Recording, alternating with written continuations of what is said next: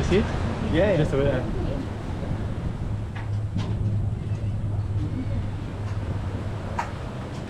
So staying seated, sit down. Staying seated, please, guys, until we pull up inside the croc, and then we'll let you know if it's safe. Second one.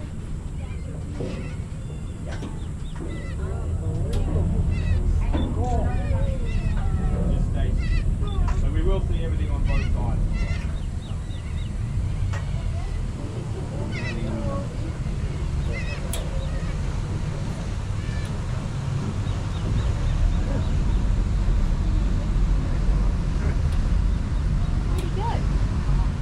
So, Here.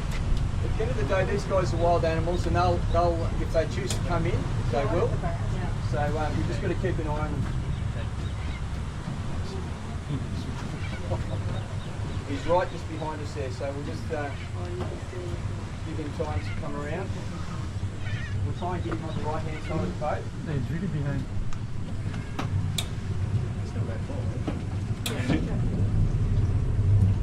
He's not afraid of the propellers? Wow.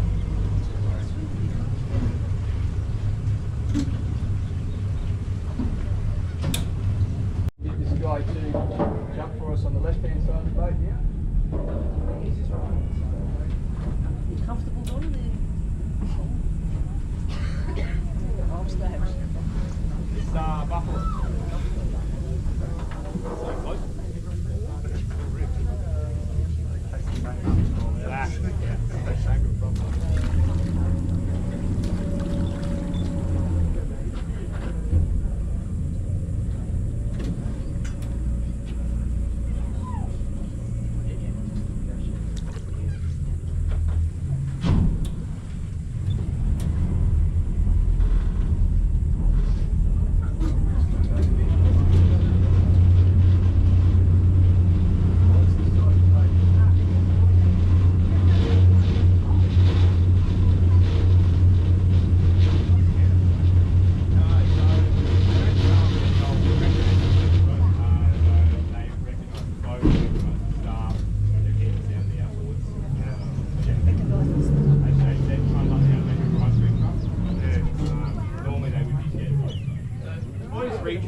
At about 3.2 metres.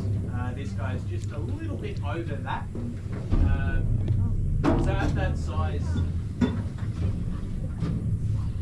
he only barely looks big enough to be a boy. So female saltwater crocodiles usually only grow to about 3 metres. Generally anything bigger than that, you're saying it's probably a male. There's a very small chance that it's an abnormally large female. But it's almost certainly a male. The other part of that tells us this is almost definitely a male is the time of year. We are right near the start of the saltwater crocodile breeding season, and at this time of year, a lot of these young rogue males do start to move around quite a bit. They basically start trying to score as many one-night stands as possible. And even besides that, the odds of having, you know, a female over 3 metres just show up out of the blue one day would be really, really unlikely. You know, a female that size, she's likely to have a well-established home. There's not much that's going to make her want to move home, go somewhere else, and happen to stumble into us. So pretty much all the evidence points to this being a young male. But you know, we can't be 100% certain, but you know, we're like 99.9% certain that this is a boy. Oh, and back right here on the left side, Ken, stand up if you like. But yeah, like Shane mentioned too, this crocodile doesn't have a name yet. If he does hang around, if we you know, see him a few more times, we may end up giving him a name. But it's also quite possible we'll never see this crocodile again. If you do think of a good name, let us know. We'll take it into consideration. A bit of missing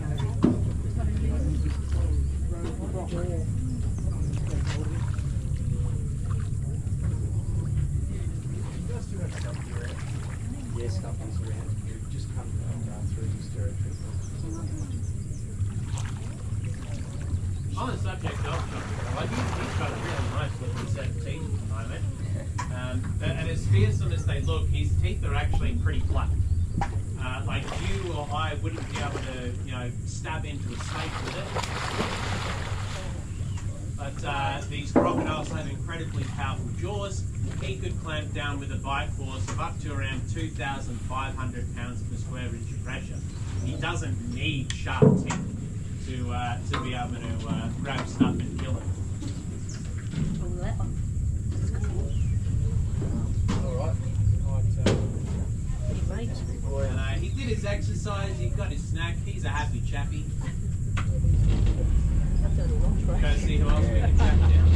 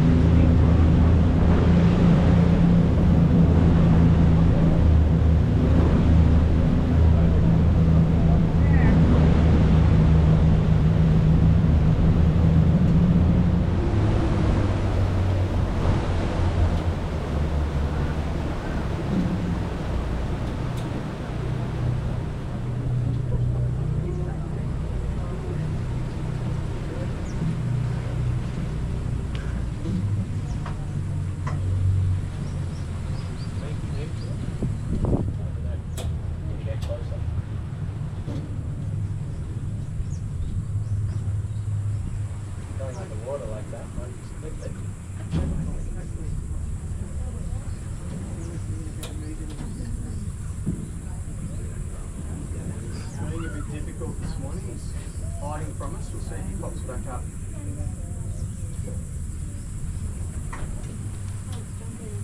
Here he is. Here.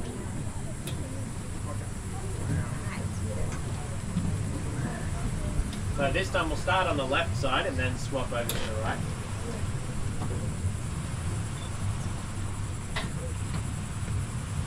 Oh, big one. And again, those people in the back row, on the left hand side of the boat, you're welcome to stand up if you wish. It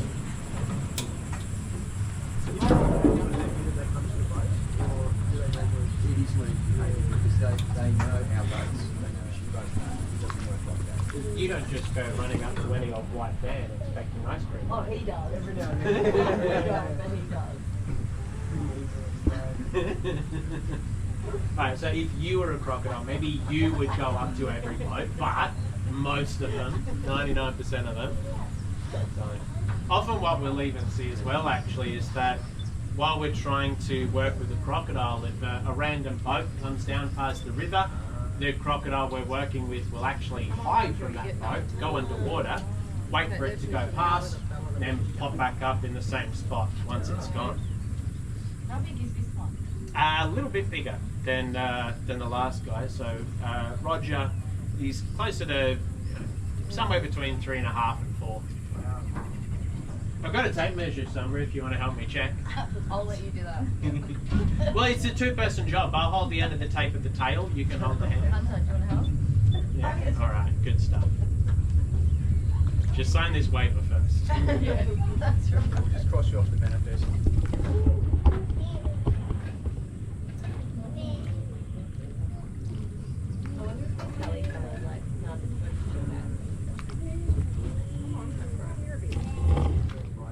What you doing, Rog?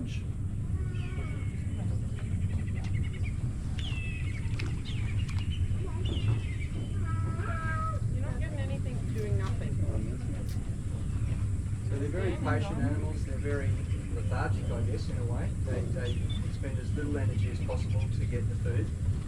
So they'll, especially if they're like a rogue or they're not as familiar with this, they'll try and get that meat as easy as possible. there's the least amount of energy expended.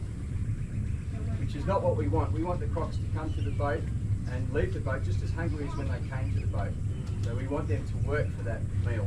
We don't want to affect their natural hunting abilities. So you can see he's swimming a little bit to try and keep up with us. So if you want to just give it a little bit of reverse to just slow our momentum. Because if you leave it in reverse, then you're just going to have the same problem in the opposite direction. Back into neutral again.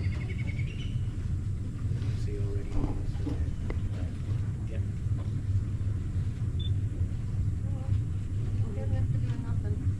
No cash, no splash. No splash, no cash. Other way around. Or something. Yeah. So the exercise is really important because to stay the same size, they only need to eat about 1% of their body weight per week. Oh, wow. Yeah. I don't know about you, but I like to eat 1% of my body weight every 2 hours. It's getting kind of expensive. So, you know, like Shane was saying, getting them to do that exercise, they swim away just as hungry as when they come over. We're keeping our impact as small as possible. Quite frankly, that's more important to us than you having fun.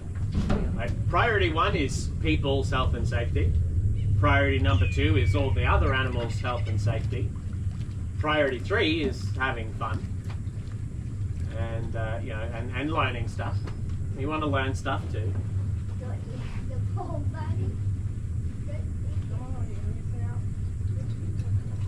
Try swapping him to the other side. See if he's trippable. Faster than Roger or the other guy back there. You only need to be able to swim faster than the person next to you. So it's not all good.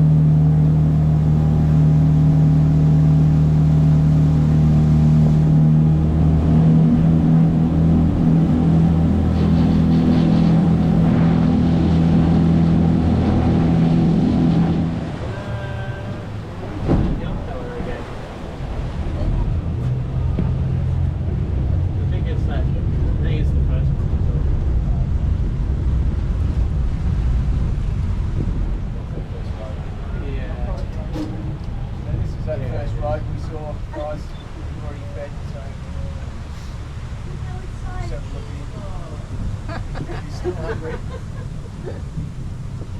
catch his own food. He's going to do it himself.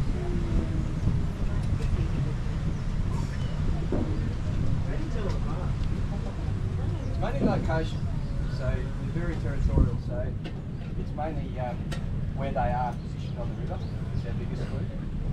Which makes it a little bit trickier for crocodiles like Roger and this unnamed fella.